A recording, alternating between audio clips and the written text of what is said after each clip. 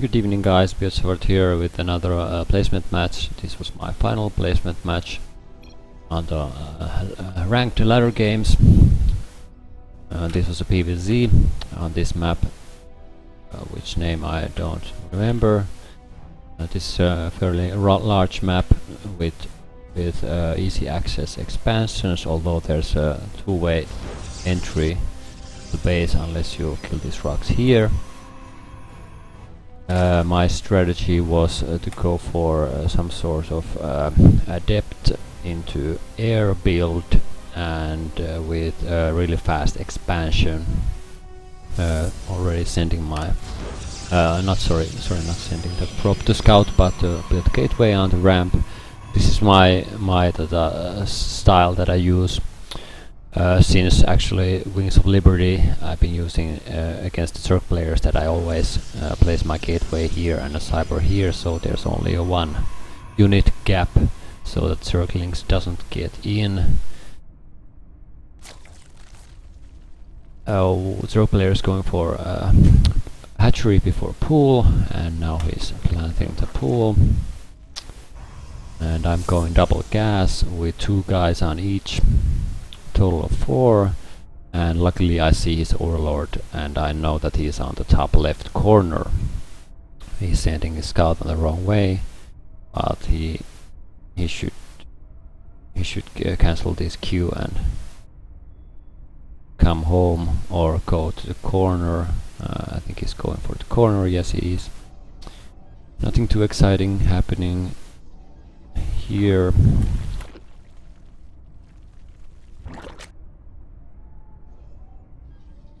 Just probes. A little tip for you guys: don't play with cold hands. It's just started to snow here, and it's almost -degrees in Celsius, and it's snowing heavily. And I just got back from school, so don't play with cold hands. They are so rigid and not flexible at all. So it really affects your gameplay, at least in my opinion. Doctor's orders: never play RTS with cold hands. And speaking of doctors, if anyone hears that I'm a med student, the initial reaction is always, "Hey, I have this lump on my penis, would you take a look at this?" I mean, what the hell? First of all, I don't know anything, and second of all, why do you want to show me your penis? But if you want to do it, then shocking. But back to Starcraft. Mothership core coming up, and the Nexus, his hatchery is already up and running. He has 27 drones. Now this was on platinum level guy, and this was a lot harder opponent than my other placement matches, which were gold players, so really had to step up, and this was also a great learning game. Now he scouted my Stargate, so I'm only making a 1 Phoenix to get rid of any overlords that are scattered around the map, and still probing up. Now he's going for spore crawlers on his bases, which is I think a correct response, because he is expecting oracles incoming, which never come. And my only ground forces is this adept standing here. Now the reaction that I hope is Hydralisk, which I get. He's making Hydralisk den, and my plan is to go for really fast carriers, and here we have the fleet beacon coming up, and this Phoenix catching up more overlords here. Now this is a step closer to the those build order times that I've been looking on since the beta. I have few videos that you can look at. When I got the beta, I made a lot of videos about Protoss build orders, and I'm hoping to reflect on those now that the game is out. Unit wise, I have more probes, and income wise fairly even. And he's making his first Hydralisks while my Fleet Beacon is just finished. These guys take forever to take. 86 in-game time.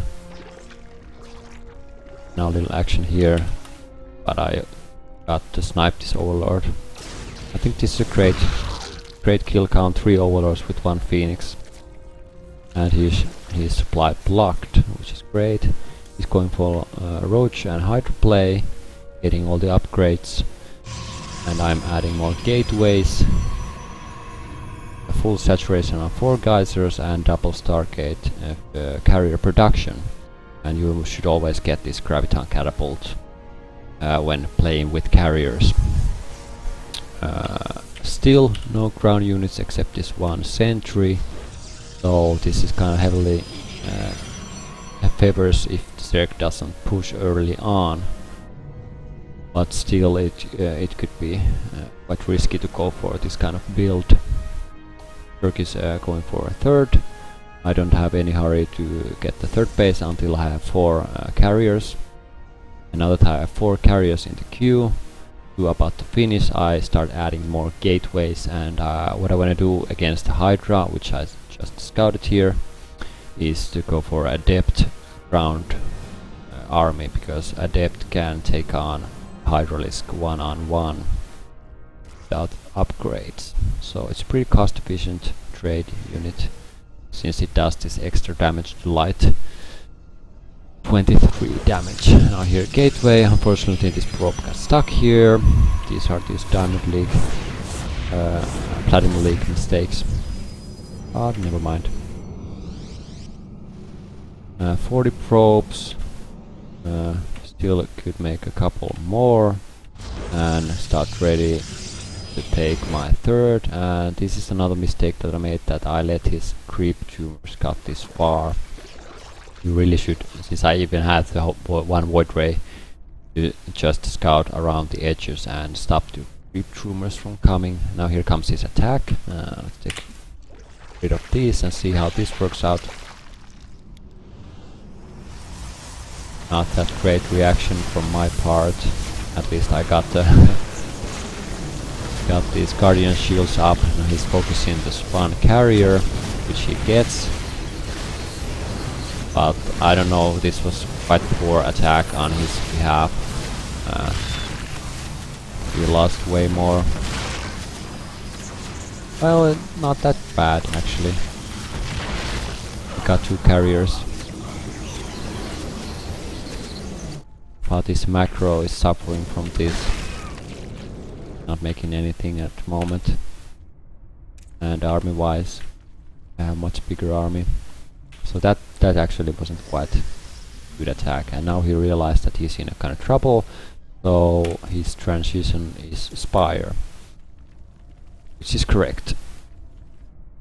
And I'm ready to take my, almost ready to take my third. Now he's expanding more. Let's go to faster. I think that the 4 carriers is the count that you want to take, and then attack after the first 4 carriers. But since he attacked me first, that timer no longer is valid. One of fundamental Starcraft 2 rules is that when you're attacking, you should always expand, like so. Or do something else, upgrades. Speaking of upgrades, actually, why didn't I attack? He had only a few. I actually might have just win with these units, but I was too scared to go in. Speaking of upgrades, finally getting the forge. This should have gone up way sooner. And with this ground and air army, I think that I'd take first the shield upgrades, and then the air weapons level 1. And now I'm just scouting here to see his bases, and I see his Hydra units. He already has 1 upgrade on his range units. Now he's making Mutalisk. Mutalisk was a bad choice. Mutalisk are not that great against carriers, they have a lot of armor. So he really should be making the Raptors. Yeah, Raptors. And here I come with my attack. 4 carriers and a bunch of ground unit sentries and adepts. Just wanna hold these Hydralisks here with the force fields, and now I just decided to snipe the third. Oh, that was a mistake. That was a big mistake. So I just wanna snipe his third. But he's going for a counter-attack with Zerglings. This is actually a good move, because I don't have my Mothership Core with me, so that I could recall. But good reaction time here. And the attack continues here.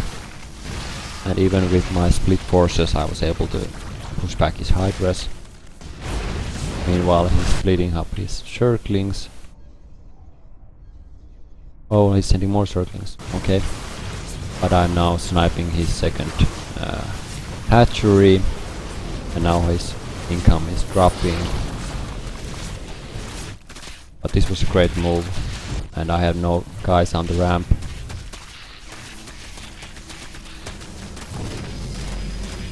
This new warping cinematics looks pretty great. Now he's asking why can't I click your interceptors. I don't know, have you... could you even click the interceptors in the Wings of Liberty? I'm not sure. But you can't click them in the Legacy of the Void at least. They just auto-attack, Hydralisk auto-attacks the interceptors, so no need to click unless you wanna kill the carrier. So this game is ready to end. He's stuck here for a long time. Another 4 minutes. He was just expanding everywhere and attacking me with his... I was wondering about the corrupt spells. Yeah, this game is over. So what we learned from this game, again, hold your ramp. Expanding early is good, maybe risky too, and carriers are good. And well, reaction times and micro.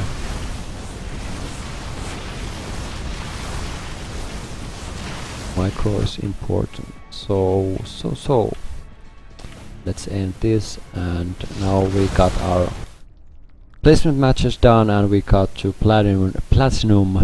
So just next thing to do is just climb up the ladders towards the masters.